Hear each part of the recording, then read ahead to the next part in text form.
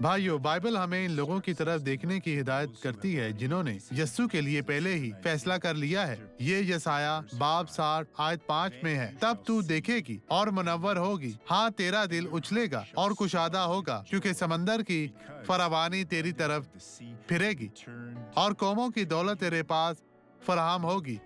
خدا کے کلام کو دیکھیں، یہ میں آپ کو بتانا چاہتا ہوں، یہ مکاشفات سے بھری ہوئی ہے۔ یہ کلام جو میں اور آپ پڑھتے ہیں، ہمیں اس پر غور کرنے اور توجہ دینے کی ضرورت ہے کہ کیسے ہم خدا میں قائم رہتے اپنی برکت پر قبضہ کرتے اور ہم اپنی برکات سے خود کو بھر سکتے ہیں۔ اب یہ گواہی دیکھیں اور میں ابھی واپس آؤں گا۔ میری ٹانگ میں یسوع نے درد، کیا کیا تھا؟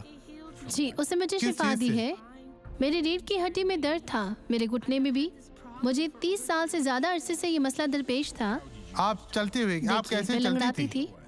اس بہانہ طرح بنائے، سے، اس طرح چل پڑی۔ اس طرح تو اب آپ بالکل ٹھیک ہے۔ یسوع کے نام میں اچھے طریقے سے چلیں۔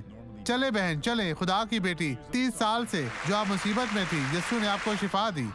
اب میں آپ کے لیے دعا کرنا چاہتا ہوں۔